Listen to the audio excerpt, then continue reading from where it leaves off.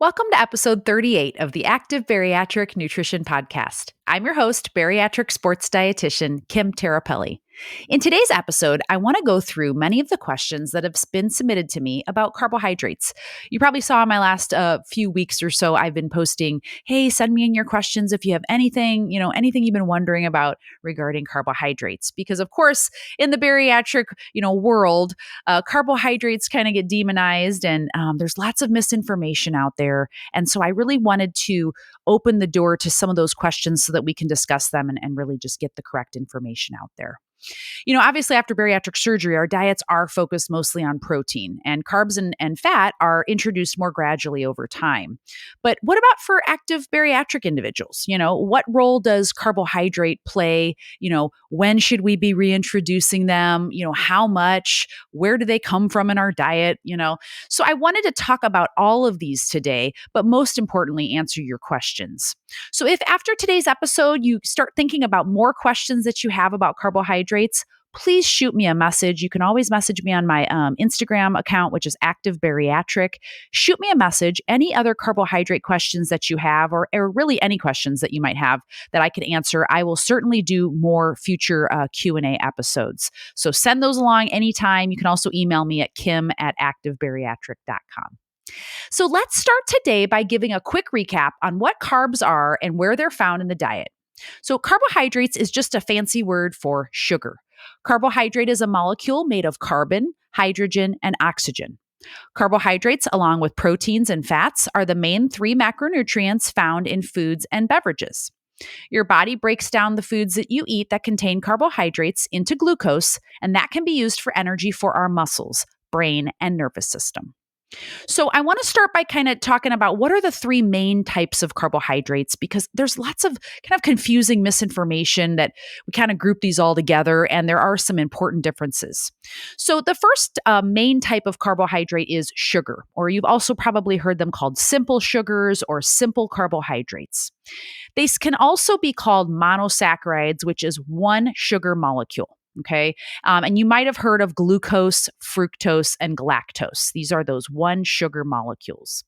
Also, disaccharides, which are two sugar molecules, also known as sucrose, maltose, and lactose.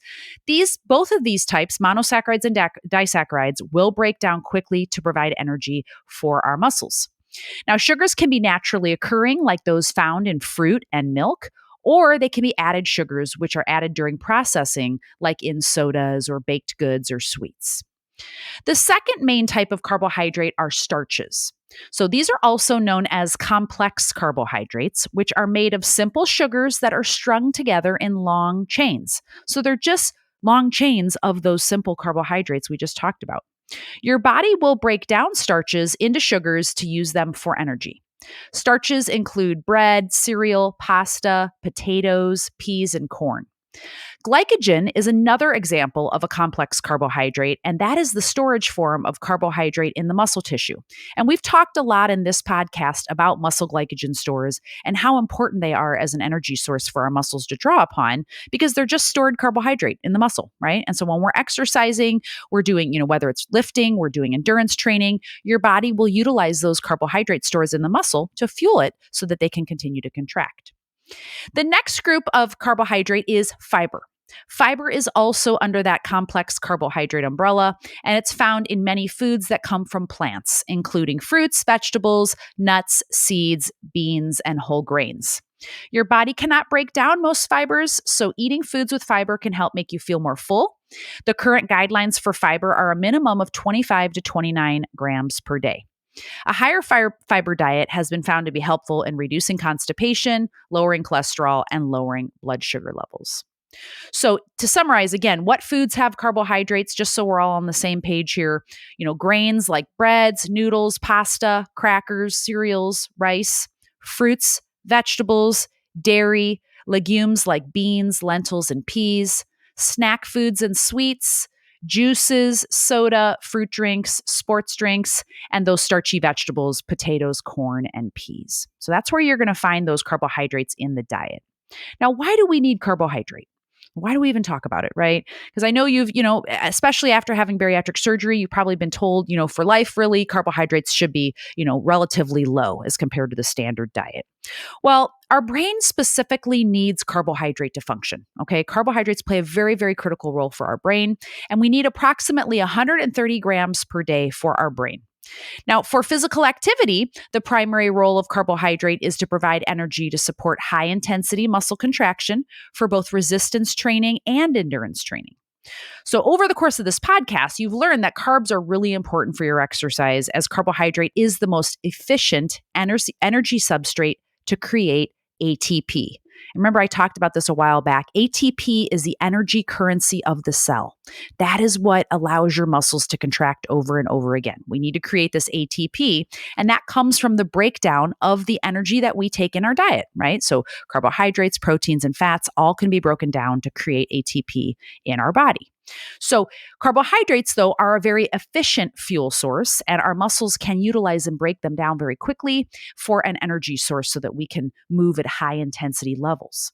So as a reminder, we need carbs to move our body. And if you have specific training and fitness goals after your bariatric surgery, carbohydrates should be included in your diet post-bariatric surgery. So now that we have a little bit of a background on, what carbs are and, where we find them in the diet, let's dive into your specific questions. I think having a good kind of, framework or a foundation to build upon, understanding kind of the basics about carbs will help further answer these questions that we have.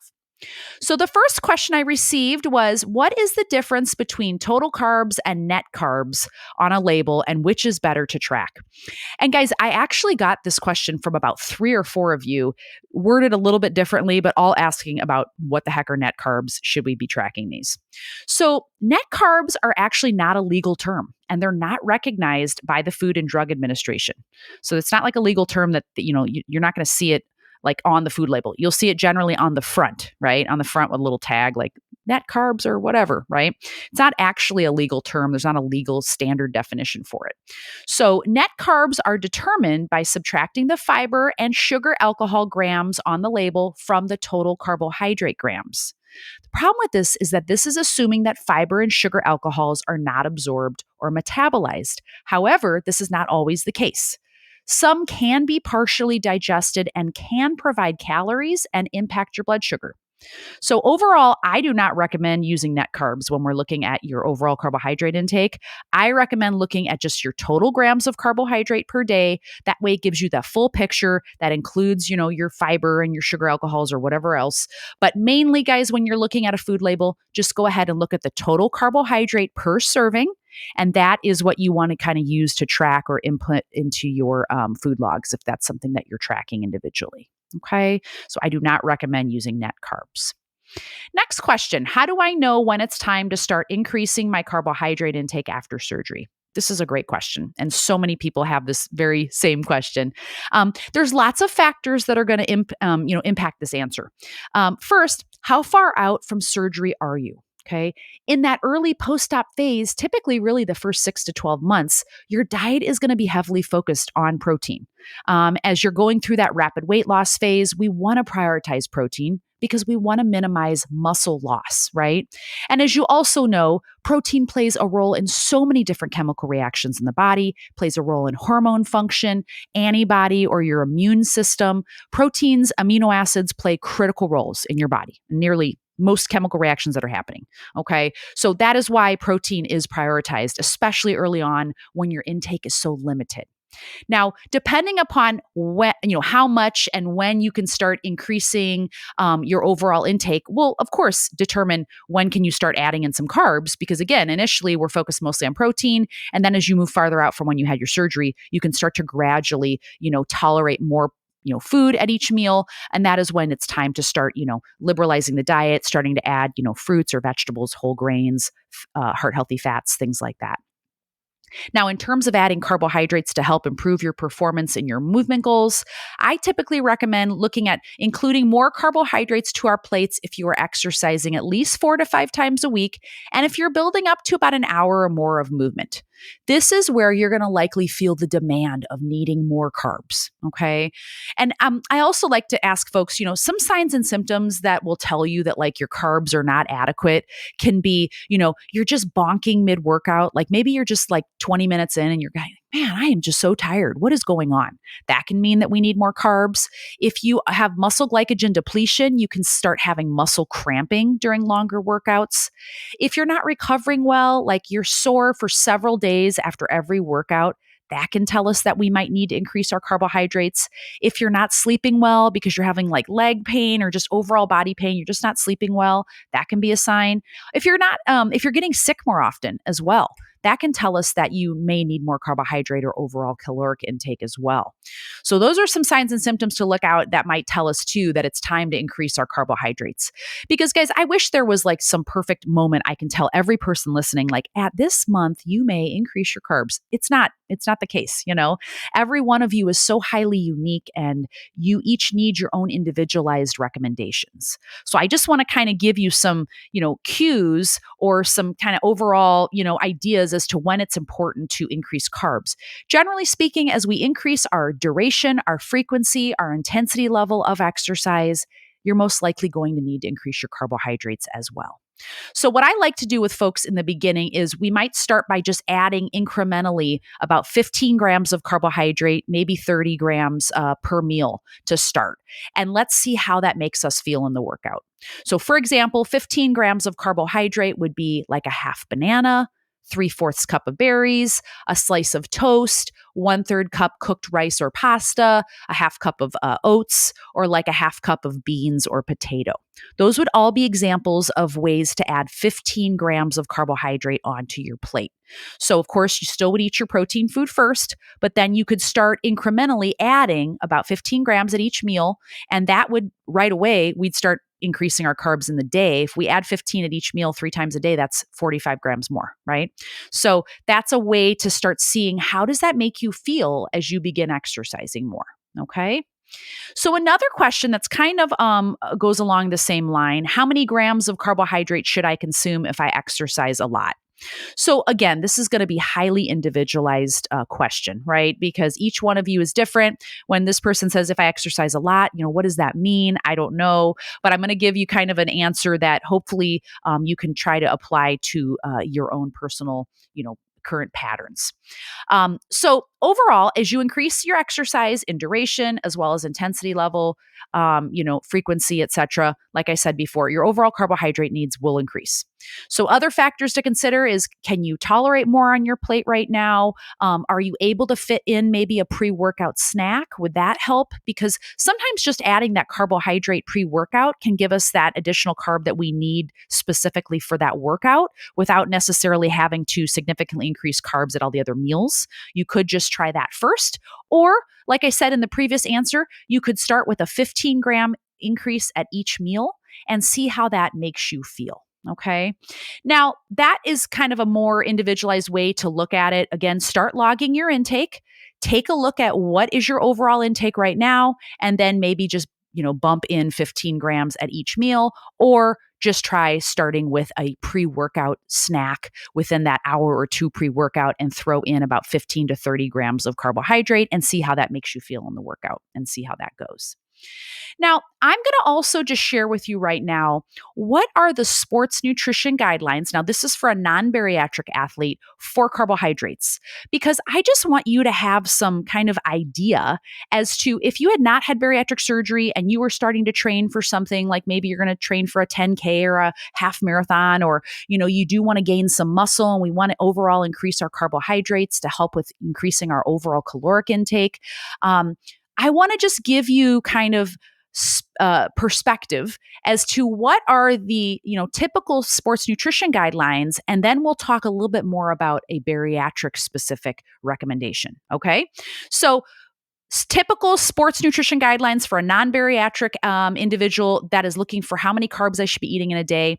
For light, low intensity or skill-based activities, the recommendation is 3 to 5 grams per kilogram of body weight per day.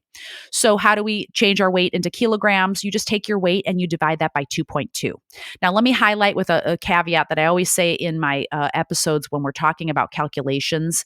Guys, you want to make sure you're using your maintenance weight or the weight that you're kind of holding at now that's kind of your new current weight, maybe the goal weight that your surgeon wants you to work towards if you're not there yet. That's the weight that you want to use. You don't want to use the weight that you just had at your surgery, for example. Okay, we want to use the weight where we're focused more on that maintenance weight, okay, or the ideal body weight that your surgeon gave to you. So, for example, let's just say 150 pounds. To get that to kilograms, we divide by 2.2. We get 68 kilograms. And so, for a low light intensity level, 3 to 5 grams per kilogram would be 204 to 340 grams per day for someone that's 150 pounds. Now, I know you're thinking right now, you're like, oh my gosh, that is so many more carbs than I'm currently eating. Maybe that might be the case for you, right? That's for low intensity. Okay. And again, I want to put this out there because I want you to understand when folks say, hey, I'm eating a high carb diet. Well, after bariatric surgery, a high carb diet is really not technically high carb, right? Because your overall caloric intake, your overall energy intake has reduced significantly. So as compared to someone who hasn't had surgery, who's able to tolerate more, of course, they can eat more carbohydrates. They can tolerate more as well. Now, that doesn't mean that you should be aiming for this right away. What I would say to you is we'll start, kind of where you're at and increase slowly till we find the amount that is what you can tolerate and what fuels you best for your individual workout schedule, okay? Or your goals, so to speak. Now, just to give you a couple other ranges, moderate activity, which is 1 hour per day, the recommendations, the sports nutrition guidelines are 5 to 7 gram per kilogram per day. So again, for a 150 pound individual or 68 kilograms, that would be 340 to 476 grams per day of carbohydrate. And then for a high endurance training athlete, 1 to 3 hours a day of training, moderate to high intensity level, it's even more, 6 to 10 grams per kilogram per day. So again, for a 68 kilogram athlete, which is 150 pounds, that's 408 to 680 grams of carbohydrate per day. Okay. So again, I don't expect any of you to be trying to, go up to 10 grams unless you are way down the road and you're able to tolerate a much higher level of intake. Again, that's going to be for someone way down the road, not someone that's in the first, first few years really. And again, depending upon what your goals are, will dictate what your carbohydrate intake should be. But I just wanted to put these out there because I do get a lot of folks that have numbers questions, and these are the standard sports nutrition guidelines for carbohydrates. But how do we then apply that to a bariatric, athlete or active individual who've had bariatric surgery? So typically, again, as I mentioned a few moments ago, I will take a bariatric, active individual and we'll take a look at what your current intake is. So we'll get a good idea as to what is your baseline intake, how you're feeling in your workouts, what are your goals, how many days a week you're exercising, your duration, your intensity level, and typically, carbohydrate intake will build off slowly from where you are, usually starting around that 2 gram per kilogram, which again is lower than the lowest range for a non-bariatric athlete. But again, we have to start somewhere. And so for you to get individualized guidelines, you want to work with someone who understands the bariatric nutrition world and the sports nutrition world. And how can we work these two kind of together, right? And layer them together. So again, you want to meet the person where they're at, and we build up from there based on what you need and how you're feeling. So typically for a bariatric athlete, you can start usually around the 2 gram per kilogram mark and see how that makes you feel if you're looking for a more specific number. But again, this is going to be highly individualized, unique to you. And I, again, recommend working with a bariatric sports dietitian, someone like myself. I'd be happy to help you, create a program that's going to be individualized based on science, and help you to meet your individual goals. So I just wanted to put those out there for you. Again, I wish there was one answer I could say, every one of you needs to eat X amount of carbs a day, but that's not the case. And I wouldn't be truthful if I could, say that. Okay. Next question is, should I stay low carb the first year if I'm predominantly sedentary? So again, this is going to be highly individualized based on, how much you can tolerate, what you are doing each day. But yes, just like I was mentioning, if your exercise is increasing, your movement demands are increasing, you're going to need more carbohydrates. If you are going to be less active, have less movement goals, things like that, especially early on, the priority should be on protein. And you don't necessarily need to adjust carbohydrates upward if you're not adding in more movement above kind of just activities of daily living, right? So yeah, to answer your question, no, you wouldn't necessarily need to be bumping up carbohydrates in the first year, especially if you're more have a sedentary, job, or you're not, really having any specific focus on movement goals right now. That's okay. Focus on getting in your protein goals, your fluids, your bariatric vitamins and minerals. That is a great way to start, and we can always build up from there as you move forward. Remember, in a previous episode, I talked about that concept called nutrition periodization, which means you are kind of trying to reflect your exercise with the right amount of nutrition, right? So your type of movement that you're doing, the amount, the duration, the intensity should be then reflected in what we're eating. And that should change throughout the year. Nobody should be on the same amount all year long, doing the same training, because for most folks, we need a recovery window. We need a recovery, time where we can take it a little, lower it down a little bit, let our bodies heal, recover. And that means that we can also then change our nutrition to reflect the amount of activity that we're doing. Next question, what's the best carbs for pre-workout, and is there a problem with carbs post-workout? So this is a great question.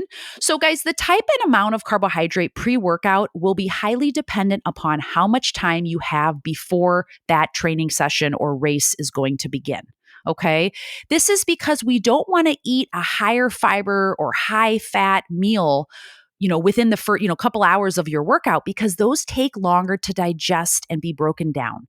And the reason that it makes a big deal is if we go into the workout and we have a big meal in our stomach, or we feel very heavy, or the food's just sitting in there because it's not digesting rapidly, that's not going to make you feel good in the workout, right?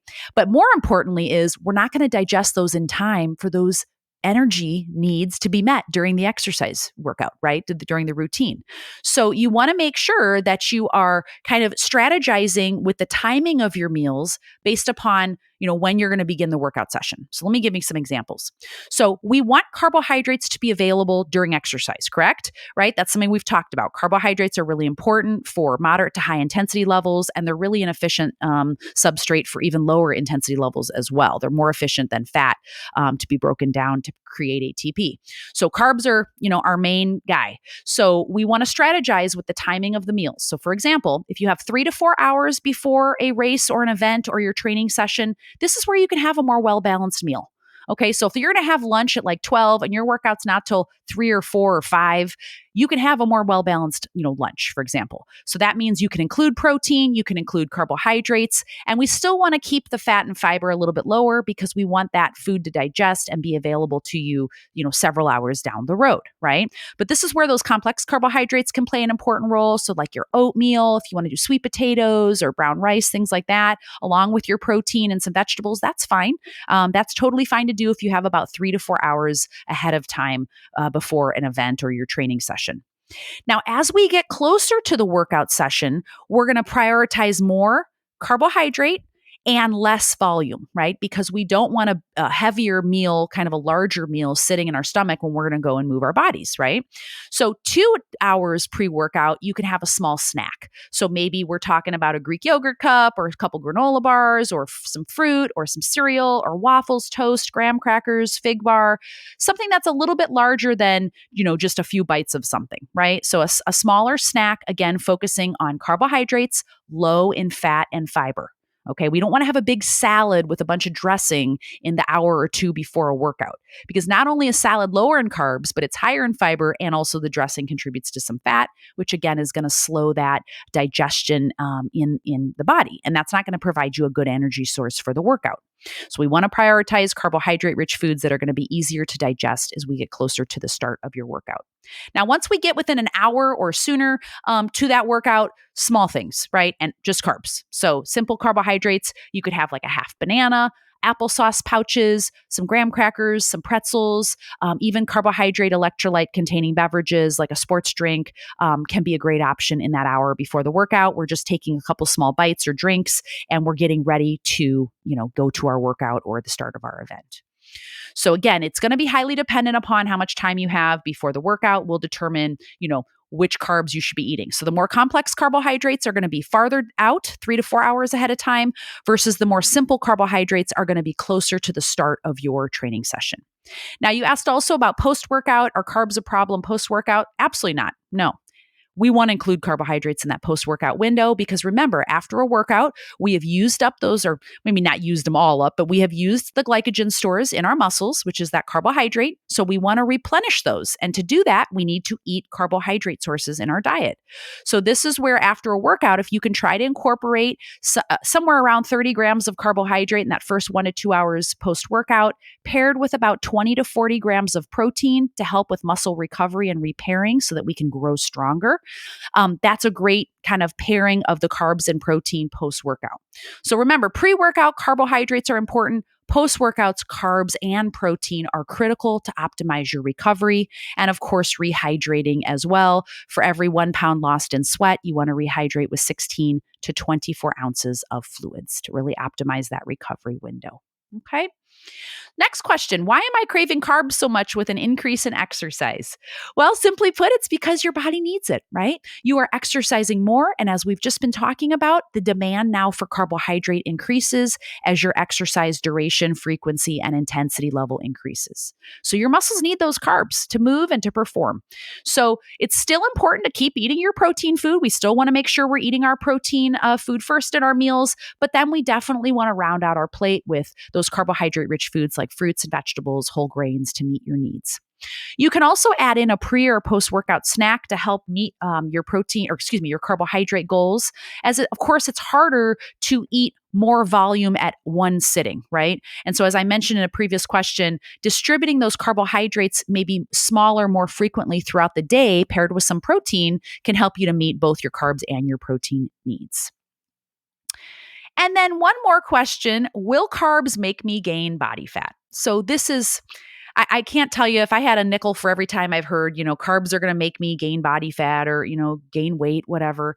I probably wouldn't need to be doing a podcast, right? But, guys, carbs, they just get such a bad reputation. And especially after bariatric surgery, of course, there are specific reasons as to why we have to prioritize protein. Absolutely critical and important, definitely. Okay. But as we've talked about so much over the course of these podcast episodes with guests and with experts and with actual active bariatric individuals, carbohydrates play a really important role. And they do not contribute to gaining body fat any more than protein or fat do. Okay. An excess of calories coming from carbohydrates, proteins, or fat will lead to overall body fat gains over time. Okay. And this is over time. The reason that I think people get confused with carbohydrates is because, for example, if you've been on a low carb diet and then you start increasing carbs over time, as I talked about in episode 37 and some of the reasons why we might see the scale increase when we increase our movement, when we eat more carbohydrate than we have been, what's happening? Your muscle might store some of that carbohydrate as muscle glycogen. And when we store glycogen in the cell, glycogen is bound to water. Okay. So when we store that in the muscle, we store water. And so that then in turn leads to, we see the number on the scale go up and we go, oh my gosh, it's because I'm eating too many carbs, right? It's not a body fat increase. It is, you've increased your carbohydrate storage, which is awesome, right? And I talked about in last episode, fully loaded glycogen stores can lead to 2 to 4 pound increase on the scale. And so again, we're not gaining body fat overnight. You literally increased your carbohydrates, your body stored more water, and we see the number on the scale go up. And again, this is why I don't utilize the scale as a way to measure progress or success, especially as you increase your exercise, because there's so many different reasons as to why the number on the scale may increase, right? And so different from gaining body fat, which is typically an increase in energy storage over time from carbs, protein, or fat, or a combination thereof, more calories than you're burning or that you need can lead to an increase in the body fat, right? And so body composition analysis is so important so you can kind of see your trends. I always recommend that. But I just wanted to go back. Will carbs make me gain body fat? Not any more than an excess of any of the macronutrients. So let's not, demonize carbohydrates and, call them good or bad or whatever. They're a macronutrient just like proteins and fats. As we've talked so much today in detail their important role in our bodies, right? If we eat more whole grains, we're getting more fiber that can help with reducing constipation, which is a real issue for a lot of bariatric individuals, right? And so we get more vitamins and minerals when we're eating fruits and vegetables and whole grains. And, they play such an important role. So I wanted to talk about them today because, again, I think they get kind of a bad reputation, especially in the bariatric population. And they can fit into an overall healthy bariatric eating pattern after surgery, especially if you are putting in movement goals or you want to gain muscle or you want to train for an endurance event. Carbs are very, very critical to your success. So remember, they can fit into a well-balanced bariatric eating plan for life after bariatric surgery. Nothing to be afraid of. What I would recommend, if you really have questions and you want to know what are your specific needs, please reach out to me. Okay, that is exactly what I work with my bariatric individuals that I work with. I help them to develop an individualized pattern that is specific to their training and fitness goals, their movement goals, their body composition goals after bariatric surgery. So if you ever have questions about that, you can always go to my website, which is activebariatricnutrition.com. Schedule a free discovery call so we can learn more about each other and your goals, and we can see if it's a good fit to begin working together. And then just as a reminder, guys, you can also watch the full video of this podcast episode on my YouTube channel, the Active Bariatric Nutrition channel. So go make sure to subscribe to it, give it a like and a review if you don't mind. I love reading comments and things like that. Also, if you wouldn't mind, please share this podcast with just one person that you think would find it helpful, because the more people that we can impact and change and help on their bariatric journeys, that is my goal. That's the goal of this podcast, is to try to spread science-backed information to help you along your bariatric journey, especially if you have increased movement and activity goals. You can also follow me on my social media pages. I'm on Instagram at Active Bariatric, as well as in my Facebook community. Feel free to join my Active Bariatric Nutrition community on Facebook, as well as following me on my TikTok channel. And then again, if you'd like to learn more about my one-to-one bariatric nutrition coaching services, go ahead and go to my website, activebariatricnutrition.com. You can also send me an email at kim@activebariatric.com. So I hope you found today's episode helpful. Please keep sending me in questions, comments. Hey, can you talk about this topic? I'm happy to cover those, and I'll do more Q&A episodes in the future so that we make sure we always get those questions answered. I hope you guys have a great rest of your day, great week, and we'll see you next week. Take care.